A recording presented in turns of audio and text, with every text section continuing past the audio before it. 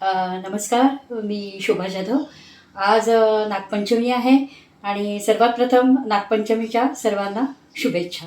तर आमच्या गावी असं असतं की नागपंचमीच्या दिवशी नागोबाची पूजा करतात आणि सगळे शेतकरी वर्ग आहे, तर त्यामुळे ते नागोबाला जास्त मानतात. तर नागपंचमीच्या दिवशी सकाळी म्हणजे दुपारपर्यंत तवा ठेवत नाही, म्हणजे पोळ्या वगैरे अशा करायच्या नसतात. तळलेलं काही खायचं नसतं, चिरायचं नसतं. मग अशा वेळेस आपण काय बनवणार ना, तर अशा वेळेस आपण उकडीचं काही तुम्ही बनवू शकता. तर आज मी तुम्हाला इडली रेसिपी दाखवते आहे. तर उकडलेलीच असते ती. तर नागपंचमीच्या दिवशी आम्ही ती बनवतो किंवा आणखीन अनेक पदार्थ आहेत, पण त्यातनं मी आता आज इडलीची रेसिपी दाखवणार आहे. आणि नागपंचमी पाळण्याचं महत्त्व असं आहे की अंधश्रद्धा असं नाही आहे. पण कसं असतं ना की म्हणजे पावसाळ्यामध्ये जर आपली पचनक्रिया मंदावते, त्यामुळे मग एखाद्या दिवशी आपल्याला खाण्यामध्ये बदल पण मिळतो आणि उकडलेलं आपलं खाल्लं जातं. ऑइली त्या दिवशी आपण काय खात नसतो. तर त्यामुळे मग त्यासाठी ती प्रथा असावी असं मला वाटतं. तर त्यामुळे चला आपण आता सुरुवात करूया इडली बनवण्यासाठी.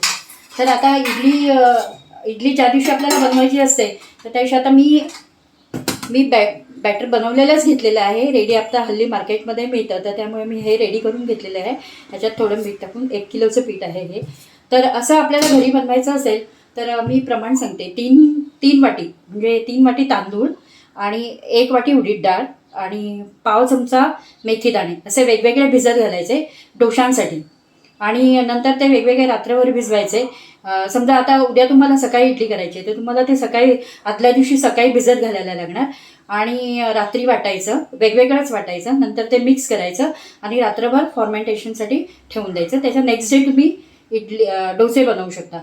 आणि इडलीसाठी प्रमाण घ्यायचं आहे 2 वाटी तांदूळ, 1 वाटी उडीद डाळ आणि पाव चमचा मेथी दाणे. हे पण असे वेगवेगळे भिजत घालायचे आणि नंतर ते तुम्ही वाटून फॉर्मेंटेशनसाठी ठेवून द्यायचे. तर ह्या प्रोसेसला बराच वेळ जातो.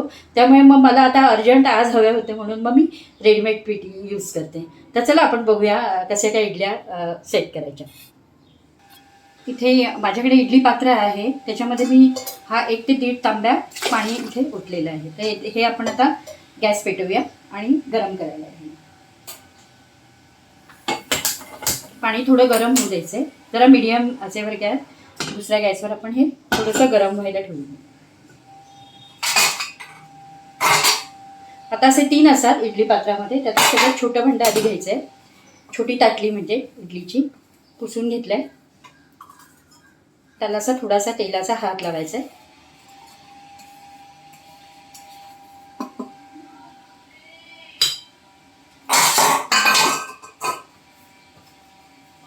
असं आपण सगळ्यांना तेलाचा हात लावून घेऊया. सगळ्यात मोठी ताटली आधी जाणार आहे, त्याला आपण आता तेलाचा हात लावून घेऊया. इथे पाणी पण गरम झालेलं आहे. गॅस बंद केलेला आहे.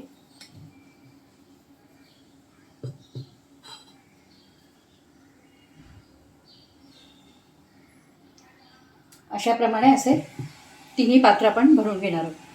हे असं थोडं अर्धवटच भरायचं आहे, म्हणजे ते फुगून आहे ना पूर्ण होते.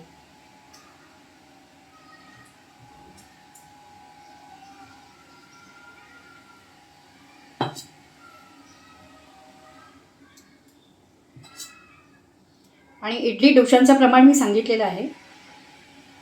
इडली आणि डोसे करताना वेगवेगळ्या प्रमाण असतं, तर हे आपण इडलीचं प्रमाण यूज करतो.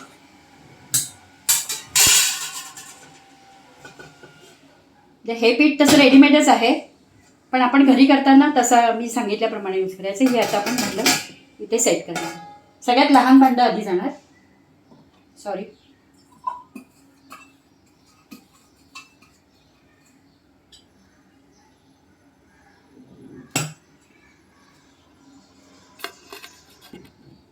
सगळं लहान भांडं आधी सेट होणार.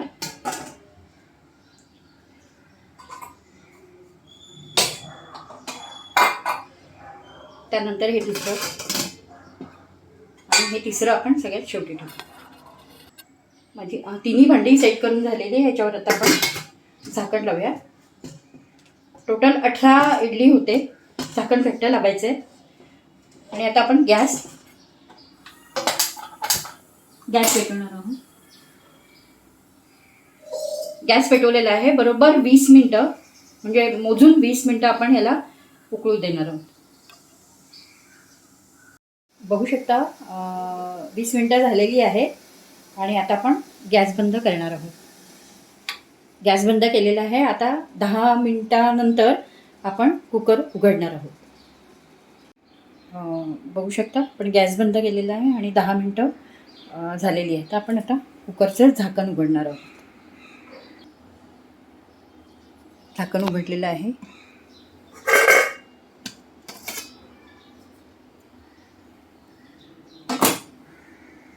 आपण असं काढून घेणार आहोत बाहेर.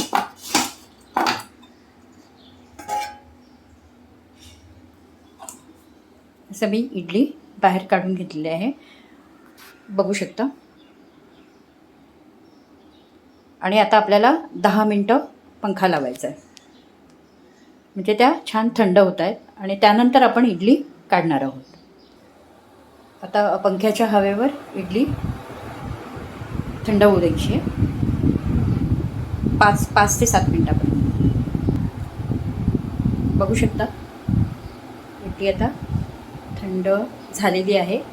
आता याला आपण काढणार आहोत. बऱ्यापैकी थंड झालेली आहे. तर आपण आता असा चमचा घ्यायचा, त्याच्या अशा मागच्या साईडला असं तेल लावायचं आहे आणि अशा प्रकारे आपण जे इडली थंड झाली ना की पटापट निघते.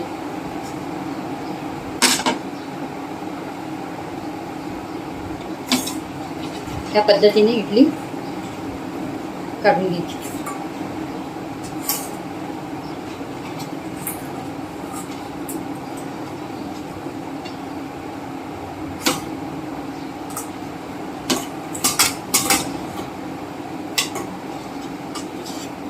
असे छान आरामात इडली निघते. बघू शकता सर्व इडल्या मी अशा एका प्लेटमध्ये काढून घेतलेले आहे. आणि हा ब्रेकफास्टचा आयटम तर सगळ्यांच्या आवडीचा आहेच आहे. तर ह्याच्याबरोबर खोबऱ्याची चटणी खातात, ती मी वेगळा व्हिडिओ बनवलेला आहे. ओल्या नारळाची चटणी ह्याच्यासोबत किंवा सांबारसुद्धा बनवतात. कसंही तुम्हाला आवडेल तसं. तर आपली इडली तयार आहे.